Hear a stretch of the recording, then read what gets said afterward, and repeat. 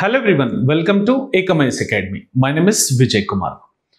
On basis of request from the students, we are going to start up with answer writing series అండి.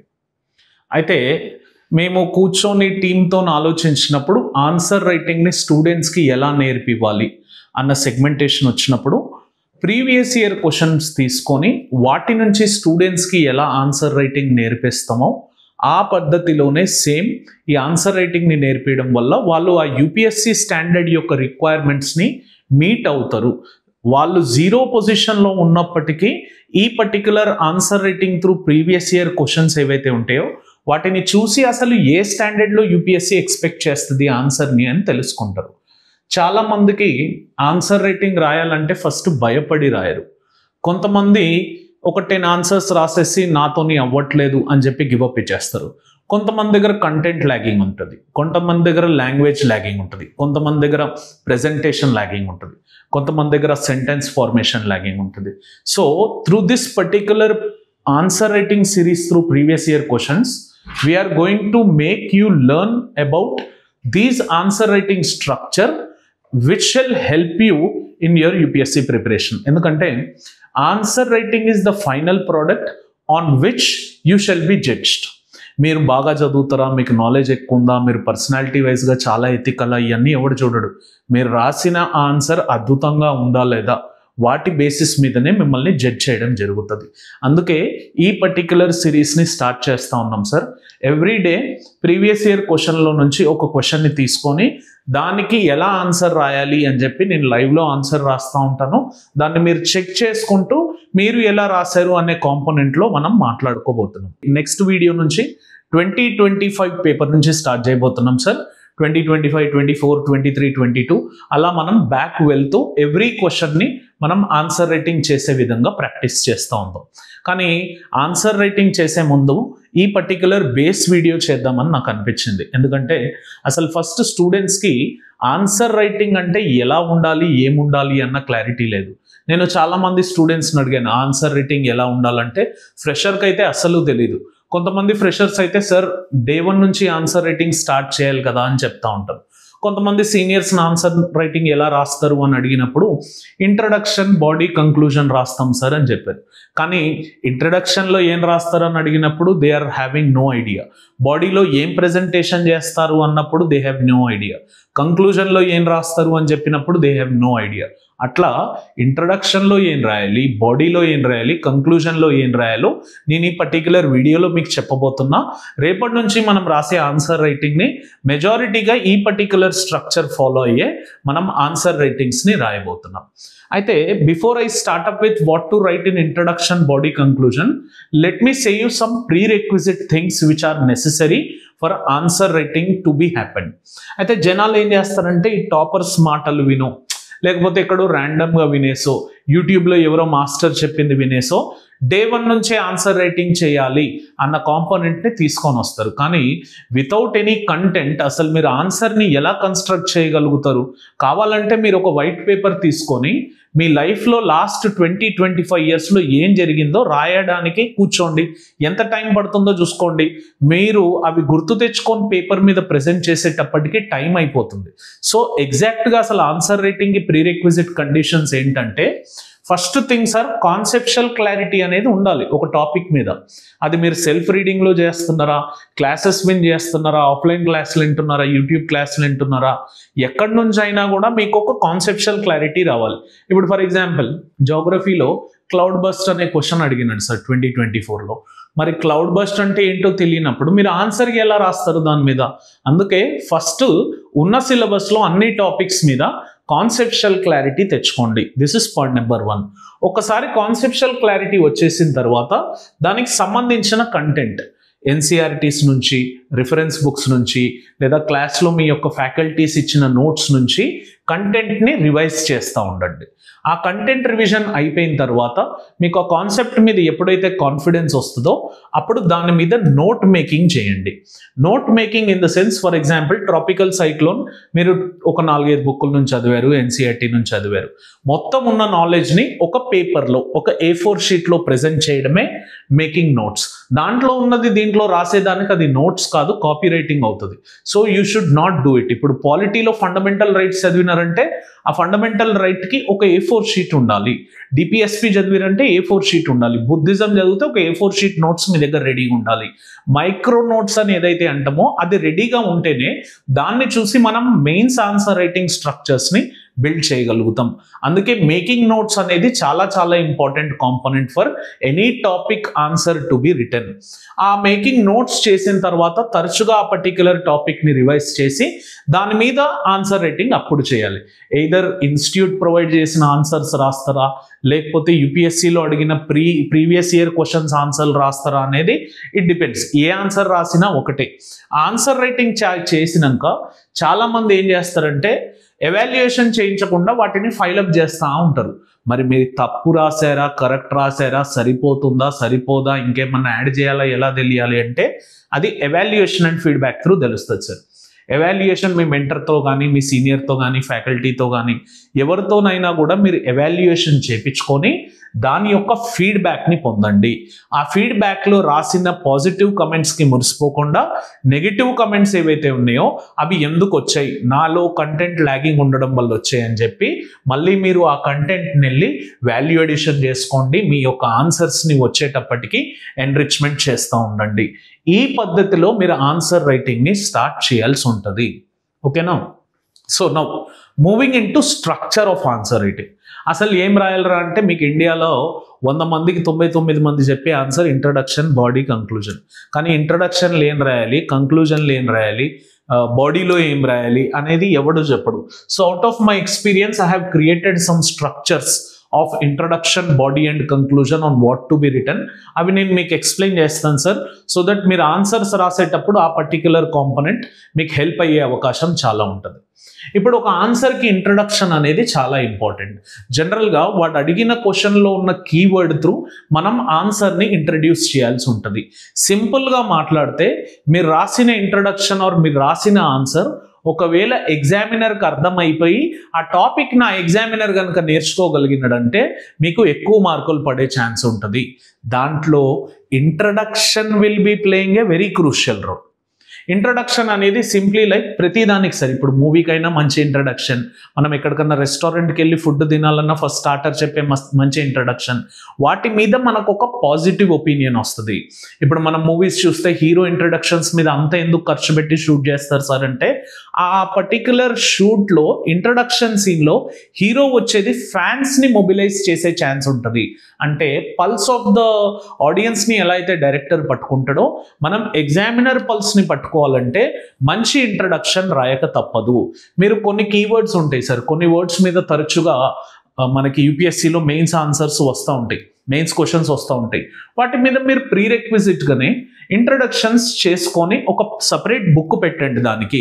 ఇప్పుడు tropical cyclone వస్తే నేను introduction రాస్తా, afforestation వస్తే నేను ఇంట్రడక్షన్ రాస్తా, బుద్ధిజం వస్తే ఇంట్రడక్షన్ రాస్తా, యాంటీ డిఫెక్షన్ లా వస్తే ఇంట్రడక్షన్ రాస్తా, వైస్ ప్రెసిడెంట్ గురించి వస్తే ఇంట్రడక్షన్ రాస్తా, రీప్రజెంటేషన్ ఆఫ్ పీపుల్స్ యాక్ట్ గురించి వస్తే ఇంట్రడక్షన్ రాస్తా, ఎథిక్స్లో వాల్యూస్ గురించి వస్తే ఇది రాస్తా, ఎమోషనల్ ఇంటెలిజెన్స్ గురించి వస్తే ఇది రాస్తా, ఇంక్లూజివ్ గ్రోత్ గురించి వస్తే ఇది రాస్తా, ఇన్ఫ్రాస్ట్రక్చర్ బాటిల్నెక్స్ గురించి వస్తే ఇది రాస్తా, ఎన్వైర్న్మెంట్లో బయోడైవర్సిటీ గురించి, వైల్డ్ లైఫ్ సెంచరీ గురించి వస్తే ఇది రాస్తా, డిజాస్టర్ మేనేజ్మెంట్లో ఫ్లడ్స్ గురించి వస్తే ఇది రాస్తా అని కొన్ని కీవర్డ్స్ ఉన్నాయి కదా. ఆ కీవర్డ్స్ మీద కొన్ని ప్రీరెక్విజిట్ ఇంట్రడక్షన్స్ చేసుకొని రెడీగా పెట్టుకోండి. అండ్ ఈ రోజులలో మనకి ChatGPT, AI టూల్స్ లాంటివి చాలా ఉన్నాయి. మీ యొక్క ఇంట్రడక్షన్స్ ఎఫెక్టివ్గా రావడానికి ఆ పర్టిక్యులర్ టూల్స్ యొక్క హెల్ప్, కరెక్ట్ ప్రాంప్ట్ ఇంజనీరింగ్ ఇస్తే మీరు అక్కడ నుంచి మంచి ఇంట్రడక్షన్స్ని గ్రాబ్ అవుట్ చేసుకోవచ్చు. అయితే ఇంట్రడక్షన్స్లో మనం ఏమేమి రాయొచ్చు సార్ అంటే, ఇప్పుడు అదొక టెక్నికల్ సబ్జెక్ట్ ఉందనుకోండి, దాని యొక్క డెఫినేషన్ రాయొచ్చు. ఫర్ ఎగ్జాంపుల్ జోగ్రఫీ లాంటి క్వశ్చన్ వచ్చింది అనుకోండి, what do you understand by cloud burst, what do you understand by tropical cyclone, what do you understand by tornado, what do you understand by twister, ఇట్లాంటి వాటికి. లేకపోతే ఎన్వైర్న్మెంట్లో national park protected area, లేకపోతే what do you understand by pro poor growth model, or what do you understand by liberalisation, what do you understand by privatisation. ఇట్లాంటి టెక్నికల్గా questions ఎప్పుడైతే వస్తాయో వాటి నుంచి డైరెక్ట్గా మీరు డెఫినేషన్స్ రాయొచ్చు. అయితే ఈ డెఫినేషన్ రాయడం వల్ల ఆ పర్టికులర్ ఇచ్చిన క్వశ్చన్ ఏదైతే ఉంటుందో దాంట్లో సగభాగం ఎగ్జామినర్కి అర్థమైపోవడం జరుగుతుంది. అందుకే మంచి డెఫినేషన్స్ మనం రాస్తూ ఇంట్రడక్షన్ని ఇంట్రడ్యూస్ చేయాల్సి ఉంటుంది. సరే, అది టెక్నికల్ సబ్జెక్ట్ కాదు, రీసెంట్గా జరిగిన ఇన్సిడెంట్స్ మీద, ఇప్పుడు ఆపరేషన్ సింధూర్ మీద కానీ, సర్జికల్ స్ట్రైక్స్ మీద కానీ, లేకపోతే క్రాస్ బార్డర్ టెర్రరిజం మీద కానీ, మనీ లాండరింగ్ మీద కానీ, ఎయిర్ స్ట్రైక్స్ కానీ, ప్రిసిజన్ ఎయిర్ స్ట్రైక్స్ కానీ, డ్రోన్ యూటిలైజేషన్స్ కానీ, ఇట్లాంటి కరెంట్ ఇష్యూస్ మీద, ఈ Israel Palestine, Russia Ukraine, America tariff, America Russia relation, India's position, ఇవన్నీ కూడా కరెంట్ అఫైర్స్లో ఏమన్నా లింకేజ్ ఉన్నట్టు మీకు అనిపిస్తాయి. జనరల్గా జిఎస్ పేపర్ 2లో, జిఎస్ పేపర్ 3లో మీకు ఇవి కనిపిస్తూ ఉంటాయి సార్. అక్కడ మీరు కరెంట్ అఫైర్స్ లింకేజ్ని వాడి ఇంట్రడక్షన్ చేయొచ్చు. ఇది ఒక పాసిబుల్ మెథడ్. ఇది కాకుండా మూడో మెథడ్ ఫ్యాక్ట్స్ అండ్ డేటాస్. జనరల్గా మనకి ఎకానమీ ఆన్సర్స్ రాసినప్పుడు, లేకపోతే సోషల్ జస్టిస్ ఆన్సర్స్ రాసినప్పుడు, Indian society and social reports answers రాసినప్పుడు కొన్ని ఫ్యాక్ట్స్ అండ్ డేటాస్ ఉంటాయి సార్. ఎకానమీలో ఎక్కువగా ఉంటాయి ఇట్లాంటి ఫ్యాక్ట్స్ అండ్ డేటాస్. అట్లాంటి ఫ్యాక్ట్స్ అండ్ డేటాస్ ఒకవేళ మీకు గుర్తుంటే మీరు రాయొచ్చు. అండ్ ఆ ఫ్యాక్ట్స్ అండ్ డేటాస్ చాలా కరెక్ట్గా ప్రిసైజ్గా ఉండాలి సార్. మీరు రఫ్లీ 45% అంటే కుదరదు. మీకు కరెక్ట్గా ఇండియా ర్యాంక్ గుర్తుంది, జెండర్ ఇన్ఈక్వాలిటీ ఇండెక్స్లో ఇండియా ర్యాంక్ ఇది, లేకపోతే గ్లోబల్ హ్యాపీనెస్ ఇండెక్స్లో ఇండియా ర్యాంక్ ఇది, హ్యూమన్ డెవలప్మెంట్ ఇండెక్స్లో ఇండియా ర్యాంక్ ఇది అంటే ఆ ఫ్యాక్ట్స్ అండ్ డేటా షీట్ని తీసుకొని మీరు ఇంట్రడక్షన్ చేయొచ్చు. కానీ ఇది కొంచెం రిస్కీ షాట్ సార్. మీరు ఒకవేళ ఎక్కడన్నా పొరపాటు ఫ్యాక్ట్ ఆర్ డేటా రాసి అది అతనికి ఎగ్జామినర్కి తెలిస్తే మిగతా క్వశ్చన్స్ మీద కూడా ఆ సేమ్ నెగిటివ్ ఇంప్రెషన్ పడే ఛాన్స్ ఉంటుంది. కాబట్టి మీరు కొంచెం జాగ్రత్తగా ఉండి ఆ ఫ్యాక్ట్ అండ్ డేటాని రాయాల్సి ఉంటుంది. పోనీ అది కాకపోతే రీసెంట్గా ఏదన్నా కమిషన్ రిపోర్ట్ ఇచ్చి ఉంటుంది, లేకపోతే ఇండెక్స్లో ఏదో ఇండియన్ ర్యాంకింగ్ వచ్చి ఉంటుంది, లేకపోతే గ్లోబల్ ర్యాంకింగ్స్లో ఇండియాస్ పొజిషన్ ఒకటి వచ్చి ఉంటుంది, పర్చేసింగ్ పవర్ ప్యారిటీలో ఇండియా యొక్క ర్యాంక్ ఇది అని ర్యాంకింగ్స్ వచ్చి ఉంటాయి. ఆ ర్యాంకింగ్ మోడల్స్ త్రూ మనం ఇది రాసుకోవచ్చు. ఎకానమీలో కానీ, లేకపోతే సైన్స్ అండ్ టెక్నాలజీలో కానీ, ఇంటర్నల్ సెక్యూరిటీలో, డిజాస్టర్ మేనేజ్మెంట్లో, గవర్నెన్స్ మోడల్స్లో ఇండియాకి ర్యాంక్స్ వస్తూ ఉంటాయి. అట్లాంటి కాంపోనెంట్లో మీరు రిపోర్ట్స్, ఇండెక్స్, ర్యాంకింగ్స్ని రాస్తూ ఆన్సర్ని ఇంట్రడ్యూస్ చేయవచ్చు. లేదా జిఎస్ పేపర్ 2లో మెయిన్గా పాలిటీ అండ్ కాన్స్టిట్యూషన్ ఉందనుకోండి, లేకపోతే social justice R Indian society component ఉందనుకోండి, లేకపోతే మనీ బిల్ గురించి ఏదన్నా రాస్తున్నారు అనుకోండి, దానికి సంబంధించిన కాన్స్టిట్యూషనల్ ఆర్టికల్ జిఎస్ పేపర్ 4లో కూడా కొంచెం ఆ పాలిటీ సెగ్మెంట్లో ఒక్కొక్కసారి వస్తూ ఉంటాయి. వాటికి సంబంధించిన కాన్స్టిట్యూషన్ రిలేటెడ్ ఆర్టికల్స్ రాయొచ్చు. You can start directly with Article 142 deals with this, Article 61 deals with the impeachment of the President, Article 73-74 deals with the aid and advice of Council of Ministers headed by Prime Minister to the President అన్నట్టు మీకు articles, Article 32 deals with the constitutional remedies, Article 21 deals with the right to life, right to education, Article 19 freedom of speech and expression. ఇట్లా articles ఏవైతే ఉన్నాయో వాటిని తీసుకొని డైరెక్ట్గా మీరు ఆన్సర్స్ని start చేయొచ్చు జిఎస్ పేపర్ 2లో. అయితే లేదు ఏది దొరకట్లేదు, కొంచెం ఫిలాసఫికల్ బేస్ క్వశ్చన్స్ వచ్చినాయి, పావర్టీ, జస్టిస్ ఇట్లాంటివి వచ్చినాయి అనుకోండి, వాటిని కోట్స్తో స్టార్ట్ చేయొచ్చు. జనరల్గా ఎస్సేస్ని కానీ, జిఎస్ పేపర్ 4 ఆన్సర్స్ని కానీ, లేకపోతే సొసైటీ సోషల్ జస్టిస్ ఆన్సర్స్ని కానీ మీరు కోట్స్తో స్టార్ట్ చేయొచ్చు. అండ్ ఈ కోట్స్ రాసేటప్పుడు కొంచెం జాగ్రత్త. మీకు ఇష్టం వచ్చిన ఫేస్బుక్ కోట్లు కానీ, సోషల్ మీడియా కోట్లు కానీ ఈ కాదు రాసేది. ఎవరన్నా గొప్ప లీడర్స్ ఇచ్చినా, లేకపోతే హిస్టారియన్స్ ఇచ్చినా, అట్లాంటి ఎకనామిస్టులు ఇచ్చినా, ఈ కోట్స్ వాళ్ళ దగ్గర నుంచి తీసుకొని వాళ్ళ క్రెడిట్ ఇస్తూ మనం ఈ పర్టికులర్ కోట్ని రాయాల్సి ఉంటుంది. మనం ఫేస్బుక్ కోట్లు ఇవన్నీ వాడడానికి ఉండదు. ఇట్లా ఒక మంచి ఇంట్రడక్షన్ రాయడం వల్ల మనకి అందరికీ యావరేజ్గా 4 మార్కులు పడితే మన మార్క్స్ ఆటోమేటిక్గా 4.5 పడతాయి.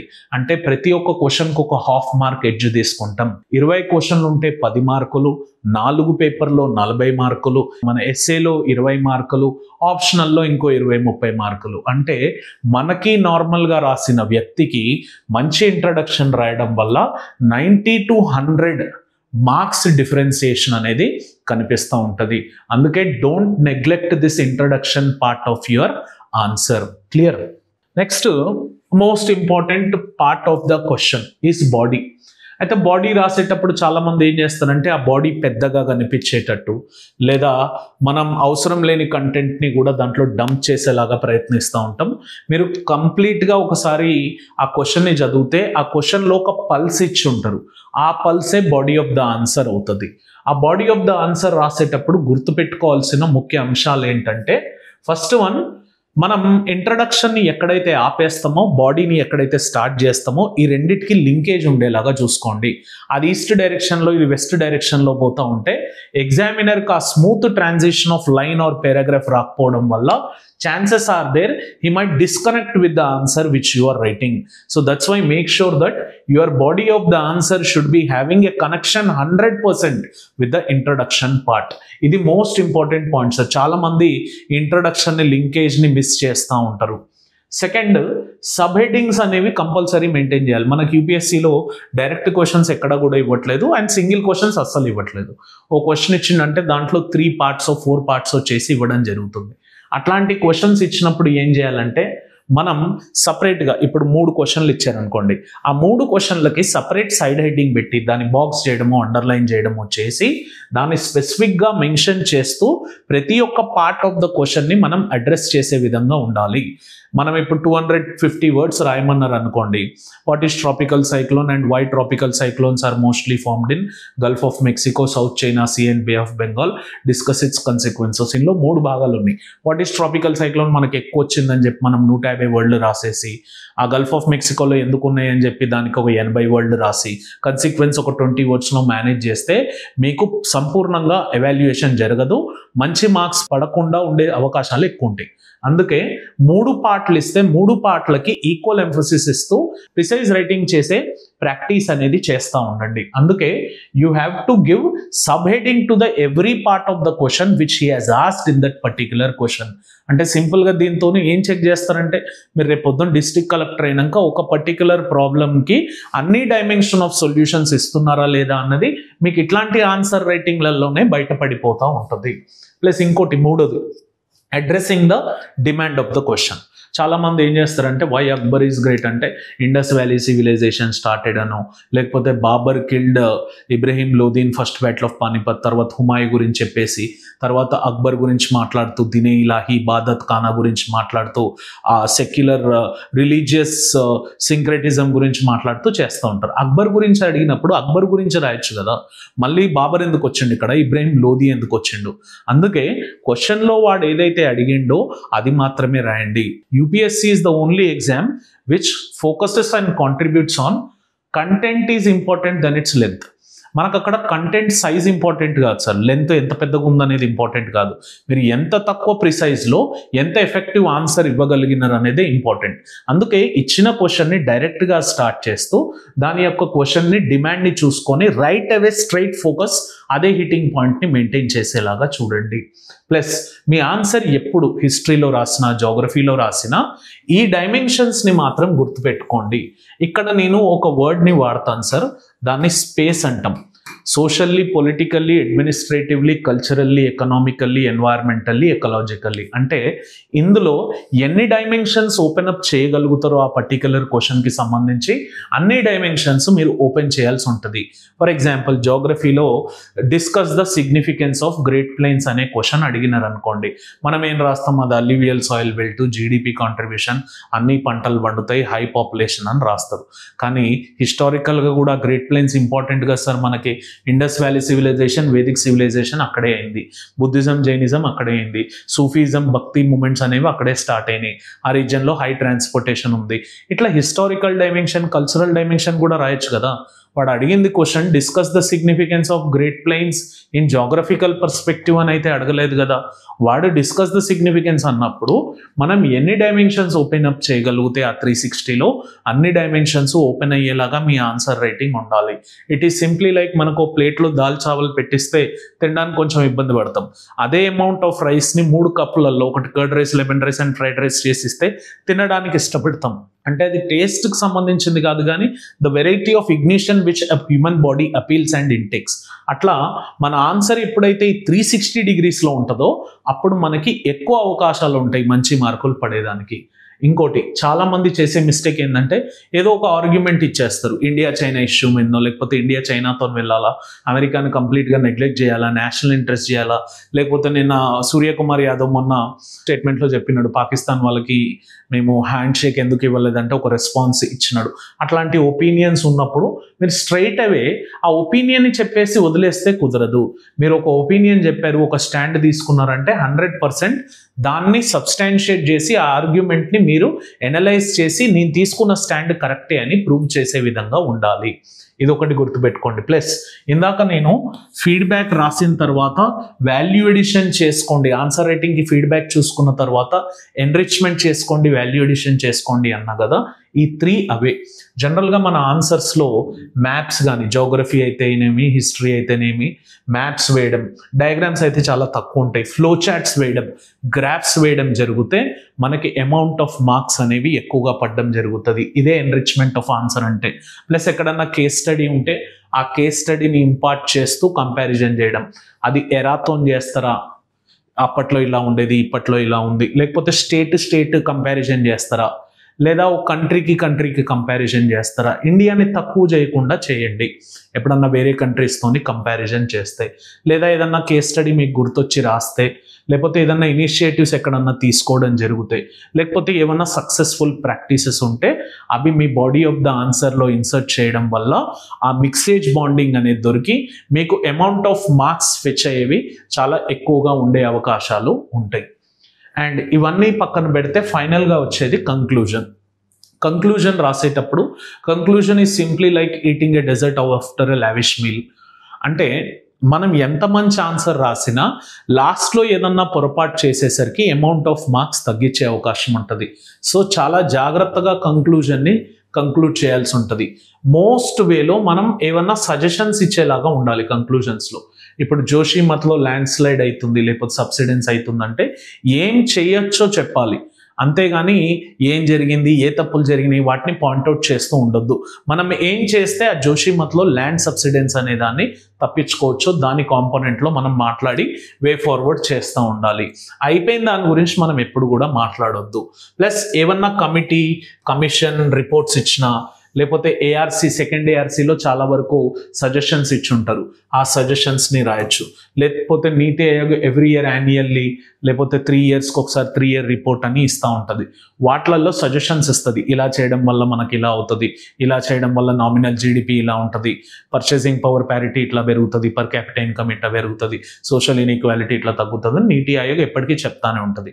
వాళ్ళ దాంట్లో నుంచి రిపోర్ట్స్లో నుంచి మనం డైరెక్ట్గా స్టేట్మెంట్లను తీసుకొని according to the recent NITI Aayog report అని చెప్పి ఆ స్టేట్మెంట్ని రాసేయచ్చు. లేదా సెకండ్ ఏఆర్సీ అందరికి తెలిసిందే, వాటి నుంచి మీరు కన్సిడరబుల్ పాయింట్స్ అనేవి జిఎస్ పేపర్ 2లో కానీ 3లో కానీ 4లో కానీ మీరు ఇన్సర్ట్ చేసి రాయొచ్చు.